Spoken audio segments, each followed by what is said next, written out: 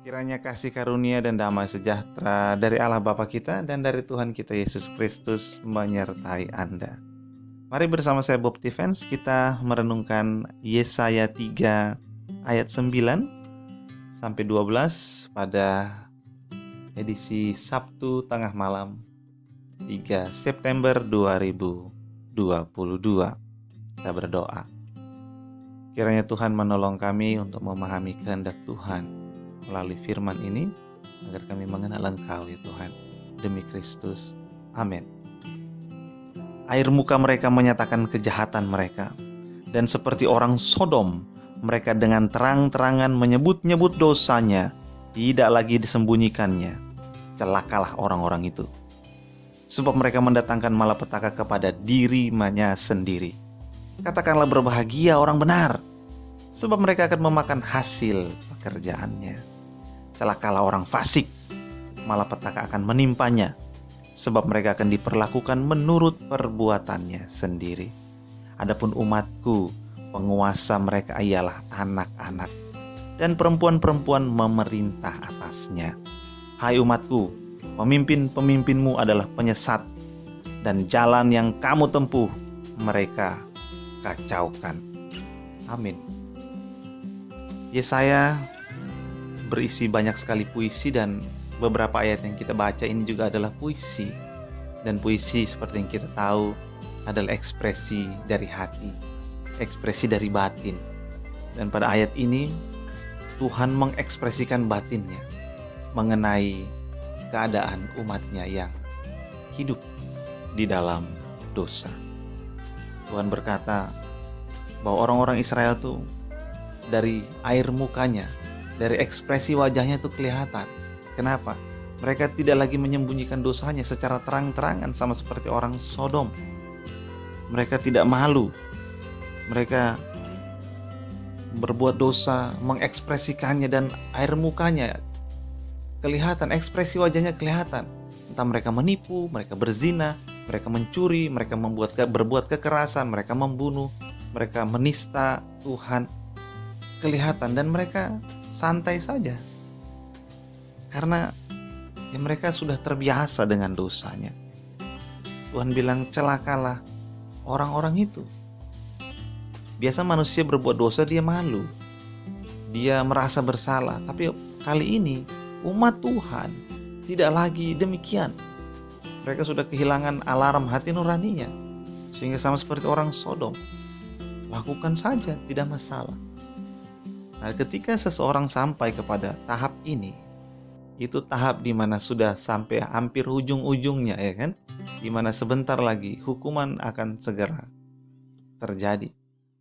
Kalau kita melihat baik diri kita maupun orang lain, ketika ada waktu di mana kita tidak lagi menyembunyikan dosa, tapi dengan terang-terangan, karena kita tidak lagi malu, tidak lagi merasa bersalah, tidak lagi sungkan untuk melakukan dosa karena sudah terbiasa melakukannya.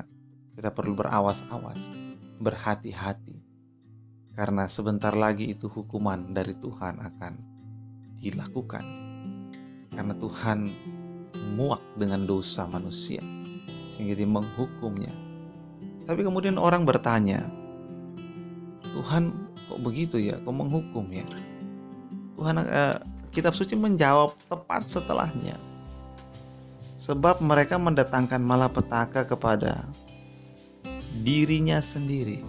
Ketika Tuhan mengatakan celakalah orang-orang itu, Tuhan menjawab sebab mereka mendatangkan malapetaka kepada diri mereka sendiri.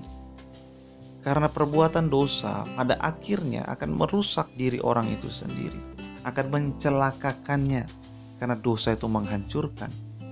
Tapi kemudian ayat yang ke-10 Tuhan mengatakan, katakanlah berbahagia orang benar, sebab mereka memakan hasil pekerjaannya. Orang berdosa akan memakan hasil pekerjaan dan perbuatannya. Demikian juga dengan orang benar. Dan orang benar akan berbahagia. Kenapa? Karena hasil perbuatan benar akan selalu menguntungkan bagi orang itu. Saya mengingat apa yang ada di kitab Ayub.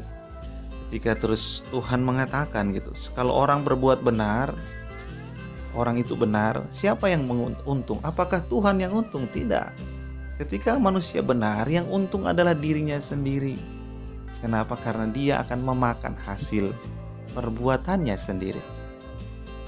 Sehingga Tuhan mengatakan, kalau kamu berdosa, kamu akan makan dosamu. Tapi kalau kamu berbuat yang benar, kamu akan makan hasil perbuatanmu. Dan Tuhan mengekspresikan batinnya dengan melanjutkan, celakalah orang fasik, malapetaka akan menimpanya. Bukan karena Tuhan suka kutuk-kutuk, sebab mereka akan diperlakukan menurut perbuatannya sendiri. Jadi ini pola yang berlaku dalam seluruh kitab suci dan karenanya berlaku dalam semua kehidupan manusia. Apa yang kita lakukan itu akan kita makan. Bagaimana cara kita hidup itu demikian akan kita diperlakukan hal yang sama. Dan memang demikianlah adanya. Adapun umatku, penguasa mereka ialah anak-anak dan perempuan-perempuan memerintah atasnya. Hai umatku, pemimpin-pemimpinmu adalah penyesat dan jalan yang kamu tempuh mereka kacaukan. Ketika para pemimpin berbuat hal yang senonoh, hal yang berdosa, mereka memiliki kebiasaan-kebiasaan dosa, maka disebutkan bahwa pemimpin adalah anak-anak. Kenapa? Karena orang yang suka berbuat dosa, orang yang terbiasa berbuat dosa, itu adalah adalah manusia yang terbiasa mengikuti kata hatinya sendiri, memperlakukan dirinya, keinginan-keinginannya itu yang utama, artinya dia akan selalu mengikuti keinginannya. Dan kita tahu tipe orang yang selalu mengikuti keinginan hatinya, dorongan hatinya itu adalah tipe anak-anak. Kita kan tahu kalau anak-anak itu mudah menangis ketika keinginannya tidak terpenuhi. Jadi kalau Anda yang selalu orientasi hidupnya adalah keinginan Anda sendiri, dan kalau keinginan itu tidak terpenuhi dan Anda seperti mungkin ngambek atau bahkan marah atau kecewa atau tidak mau lagi melakukan ini dan itu berarti Anda tipe anak-anak. Dan lebih celaka lagi ketika Anda memimpin sesuatu, entah organisasi, entah keluarga. Itu berbahaya. Kenapa? Karena Tuhan menyebut orang seperti itu pemimpin anak-anak, dan itu menghancurkan orang yang dipimpin. Pemimpin yang bersifat kekanak-kanakan karena tadi itu selalu mengikuti keinginan-keinginan, hasrat-hasrat hatinya sendiri, itu bukan hanya menghancurkan hidupnya sendiri, dia menghancurkan orang-orang yang dia pimpin. Dan makanya Tuhan bilang itu, umatku kamu dipimpin oleh orang yang anak-anak, jalan yang kamu tempuh mereka kacaukan, pemimpin-pemimpinmu penyesat. Jadi penyesat artinya dia menyesatkan orang, bukan hanya dirinya sendiri, dia menyesatkan orang lain. Pemimpin-pemimpin yang menyesatkan gitu. Kenapa? Karena mereka masih anak-anak. Hasrat-hasrat hatinya terus yang diperhatikan. Mengacaukan jalan-jalan orang. Mungkin orang ini benar, tapi pemimpinnya sesat, dikacaukanlah. Jadi mengacaukan hidup orang. Baik, jadi mari kita menyadari hal ini. Perenungan kita pada kesempatan ini mengingatkan kita, menyadarkan kita, supaya kita ini tidak hidup berdasarkan pada semua hasrat hati kita itu, tetapi pada keinginan kehendak Allah, hikmat Allah, jalan-jalan Allah, supaya kita tidak jadi anak-anak, tapi jadi orang dewasa. Orang dewasa hidup tuh karena pertimbangan-pertimbangan, karena pikiran-pikiran yang matang. Anak-anak itu karena hasrat-hasrat hatinya. Mari kita berpindah dari hidup dikendalikan oleh hasrat hati kita pada hidup yang dikendalikan oleh rencana, keinginan, kehendak, jalan-jalan Allah. Karena itu yang terbaik, itu yang membuat kita nikmat, itu yang membuat kita bahagia.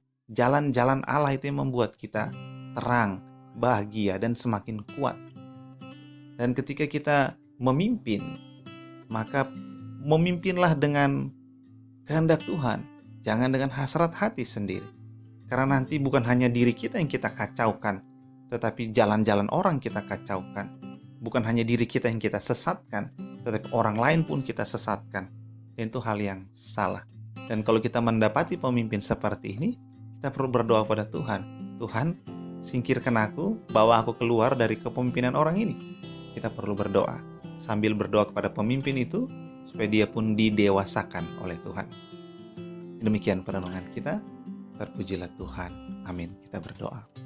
Terima kasih Bapak untuk firman-Mu pada renungan kali ini. Kami bersyukur kiranya Tuhan menolong kami untuk kami hidup bukan berdasarkan hasrat hati kami, tapi berdasarkan pada kehendak Tuhan yang memerdekakan, yang menghidupkan, yang membahagiakan itu. Pujilah Engkau demi Kristus. Amin. Sejahtera dari Allah Bapa kita dan kasih karunia darinya menyertai Anda dan orang-orang yang Anda kasihi.